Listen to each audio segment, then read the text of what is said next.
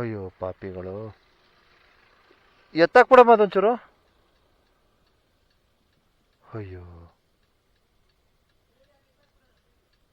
ನೋಡಿ, ಜೀವ ಇದೆಯಾ?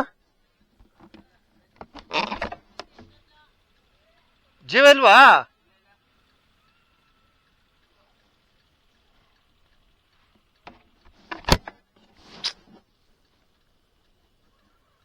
ಛೆ ಪಾಪ.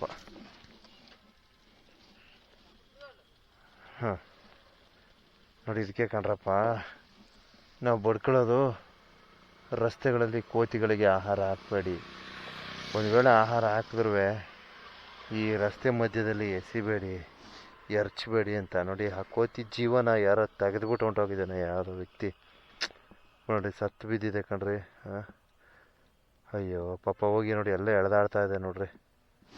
ಹೊಟ್ಟೆ ಹುರಿದೋಯ್ತತ್ತಾಗೆ ನೋಡ್ಬಿಟ್ಟು. ಹಾಂ, ಅಯ್ಯೋ ನನ್ನ ಗಾಡಿ ಪೆಟ್ರೋಲ್ ಬೇರೆ ತಿರೋಯ್ತು ನೋಡಿ. ಹಾಂ, ಅಲ್ಲಾಡಿಸ್ತೈತೆ ಅದು. ಎಂಥ ಕೆಲಸ ಆಗೋಯ್ತು. ಅದ್ಯಾವುದೋ ನೋಡಿ, ಅದ್ಯಾವುದೋ ಕೋತಿ ಹೋಗಿ ಅಲ್ಲಿಗಾಡಿಸ್ತೈತೆ.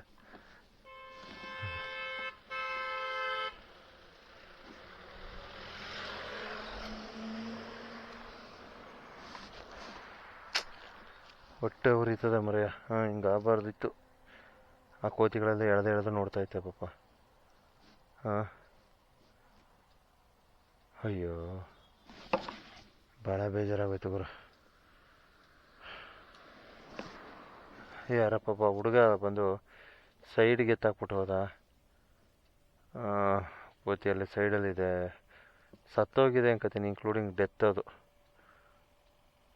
ಎತ್ತು ನೋಡ್ದ ಪಾಪ, ಡೆತ್ ಆಗಿದೆ. ಹಾಂ, ಏನಪ್ಪ ಮಾಡೋದು? ನಾನು ಬೇರೆ ಲಗೇಜ್ ಇಟ್ಕೊಂಡವನಿ. ಹಾಂ, ಪೆಟ್ರೋಲು ತೀರೋಯ್ತು ಗುರು ಗಾಡಿದು. ಏನೋ ಹೋಗತ್ತಾಗ ನಮ್ಮ ಗ್ರಾಚಾರಗಳೇ ಸರಿ ಇಲ್ಲ ಪಾಪ. ಕೋತಿ ಡೆತ್ ಆಗೋಗಿದೆ. ಸೊ ನಾವು ಇಷ್ಟೇ ಅಪ್ಪ ಹೇಳೋದು. ಮಹದೇಶ್ವರ ಬೆಟ್ಟ ಈ ನೀವು ಮುಖ್ಯ ರಸ್ತೆ ಏನಿದೆ ನೋಡ್ರಿ, ಅದು ಪಾಪ ಸತ್ತೋಗಿದೆ ಅಂತಕ್ಕಂಥ ಒಂದು ಸನ್ನಿವೇಶ ನೋಡಿ ನಮಗೆ ಅದು ಏನೋ ಗೊತ್ತಾಯ್ತಿಲ್ಲ ಗುರು. ಅದು ಏನೋ ಒಂಥರ ಸಂಕಟ. ಅದು ಯಾಕಂತ ಗೊತ್ತಿಲ್ಲ, ಸಿಕ್ಕಾಪಟ್ಟೆ ಸಂಕಟ ಆಗ್ತಾಯಿದೆ. ಹಾಂ, ಭಾಳ ಬೇಜಾರಾಗ್ತೈತೆ, ಭಾಳ ಅಸಮಾಧಾನ. ಸೊ ನಾವು ಏನು ಮಾಡ್ಬೋದು? ಹಾಂ, ಸತ್ತೋಗಿದೆ ಎತ್ತೆ, ಹುಡುಗ ಸೈಡ್ಗಿಟ್ಟವನೆ. ಛೇ, ನಾನು ಬೇರೆ ಇಲ್ಲಿ ಲಗೇಜ್ ಇದೆ, ಇಳಿಗಿ ಇನ್ನೊಂದ್ಸಲ ನೋಡೋಣ ಅಂತ ಅಂದರೆ ಇಲ್ಲ, ಫುಲ್ ಡೆತ್ ಆಗಿದೆ. ಅದು ಯಾವುದೋ ಗಾಡಿ ಹೊಡ್ಕೊಂಡು ಹೊರಟೋಗಿದೆ. ಸೊ ಈ ಕಾರಣಕ್ಕೋಸ್ಕರನೇ ನಾನು ಮಲೆ ಮಹದೇಶ್ವರ ಬೆಟ್ಟ ಈ ಮುಖ್ಯ ರಸ್ತೆಯಲ್ಲಿ ದಯವಿಟ್ಟು ನಿಧಾನಕ್ಕೆ ಬರಪ್ಪ, ನೋಡ್ಕೊಬನ್ನಿ, ಹುಷಾರಾಗಿ ಬನ್ನಿ, ಜೋಪಾನ ಈ ರೀತಿ ಎಲ್ಲ ಬಡ್ಕೊಳ್ತೀನಿ. ಆಮೇಲೆ ಕೋತಿಗಳಿಗೆ ಆಹಾರ ರಸ್ತೆ ಮಧ್ಯದಲ್ಲಿ ಹಾಕ್ಬೇಡಿ ಕಣ್ರಪ್ಪ. ಎಷ್ಟು ಸಲ ಹೇಳಿದ್ರು ಅರ್ಥ ಆಗಲ್ಲ ಜನಗಳಿಗೆ. ಅದೇನಾಗುತ್ತೆ, ನೀವು ಮುಂದೆಯಿಂದ ಆಹಾರ ಹಾಕೊಂಡು ಹೋಗ್ತೀರಾ, ಅದು ಹಿಂದೆ ಬರೋ ವಾಹನ ಏನು ಮಾಡುತ್ತೆ, ಬಂದು ಹೊಡ್ಕೊಂಡು ಹೊರಟೋಗುತ್ತೆ.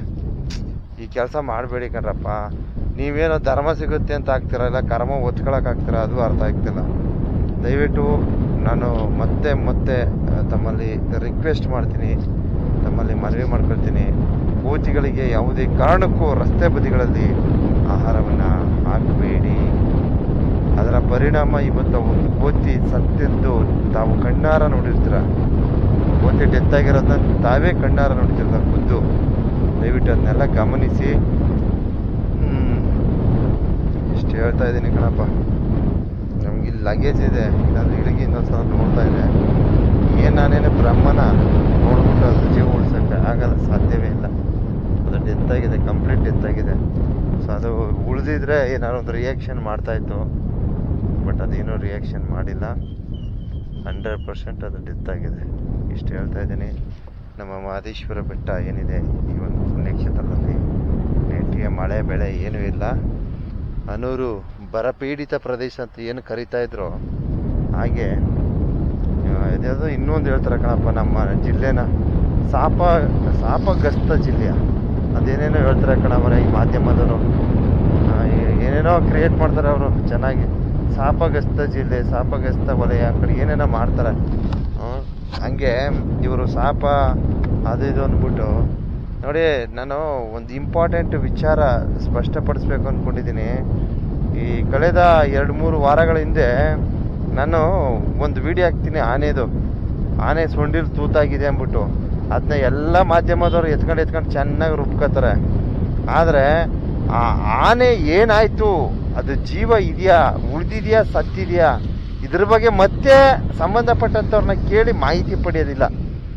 ಅಂದರೆ ಅವರು ಒಂದು ಆಫೀಸ್ ಥರ ಮಾಡಿಕೊಂಡು, ಆ ಒಂದು ಆಫೀಸ್ ಒಳಗಡೆ ಕೂತ್ಕೊಂಡು ಅವ್ರು ಅಲ್ಲಿಂದ ಅರ್ನಿಂಗ್ಸ್ ಮಾಡ್ಬೇಕು. ಅವರು ಆ ಥರ ಮೆಂಟಾಲಿಟಿ.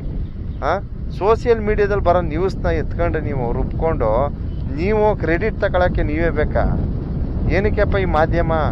ಇದನ್ನೆಲ್ಲ ಗಮನಿಸಿದ್ರೆ ನಮಗೆ ಈ ಪತ್ರಿಕಾ ಮಾಧ್ಯಮ ಬೆಸ್ಟ್ ಅನಿಸುತ್ತೆ. ನಾನು ಎಲ್ಲ ಮಾಧ್ಯಮಕ್ಕೆ ಹೇಳಲ್ಲ, ಯಾಕಂದರೆ ಕೆಲವೊಂದು ಮಾಧ್ಯಮಗಳು ಒಂದು ಪ್ರಾಮಾಣಿಕವಾದ ವರದಿಗಳನ್ನು ನೀಡ್ತಾ ಇರ್ತಾರೆ, ಸುದ್ದಿಗಳನ್ನು ನೀಡ್ತಾ ಇರ್ತಾರೆ. ಅದರಲ್ಲೇ ಎಲ್ಲದಕ್ಕಿಂತ ಬೆಸ್ಟ್ ಅಂದರೆ ಪತ್ರಿಕಾ ಮಾಧ್ಯಮ ಬೆಸ್ಟು. ಇನ್ನು ಈ ಟಿ ವಿ ಚಾನಲ್ಗಳು ವೇಸ್ಟು. ಕೂತ್ಕೊಂಡು ಏನ್ರಿ ನೀವು ಎತ್ಕೊಂಡು ಹಾಕೋ ರುದ್ರ ಮಾಧ್ಯಮಕ್ಕೆ ಎಷ್ಟು ಪವರ್ ಇದೆ, ಅದನ್ನ ನೀವು ಸದುಪಯೋಗ ಮಾಡ್ಕೊಳ್ಳಲ್ವಲ್ಲ ಅಂತ ನನಗೆ ಬೇಜಾರು. ಅದೇ ಮಾಧ್ಯಮದಲ್ಲಿ ನಾನು ಇದ್ದಿದ್ರೆ ಅದನ್ನ ಬಿಡ್ತಿರ್ಲಿಲ್ಲ, ಇಂಚು ಹಿಡ್ದಾಕ್ಬಿಡ್ತಿದ್ದೆ ನಾನು. ಅರ್ಧಾಯ್ತಾ? ನಿಮ್ಮ ಟಿ ವಿ ಚಾನಲ್ಗಳಲ್ಲಿ ನನ್ನಂಥವ್ನು ಇದ್ದಿದ್ರೆ ನಾನೇನು ಮಾಡ್ತಿದ್ದೆ, ಇಂಚು ಹೋಗಿ ಇದೇನಾಯಿತು, ಯಾಕೆ ನೀವು ಇದು ಟ್ರೀಟ್ಮೆಂಟ್ ಆಗಿಲ್ಲ, ಏನಕ್ಕೆ ಇದು ತೂತಾಯಿತು ಸೊಂಡ್ಲಿಗೆ, ಎಲ್ಲ A to Z ಪ್ರಶ್ನೆಗಳನ್ನು ಮಾಡ್ತಿದ್ದೆ.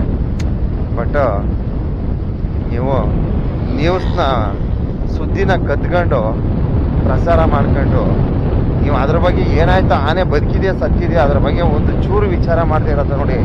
ಅದರಂತ ಏನು ಹೇಳಬೇಕು, ನೀವೇ ಜನ ಕಮೆಂಟ್ ಮಾಡಿ ತಿಳಿಸ್ರಪ್ಪ ನೀವೇ.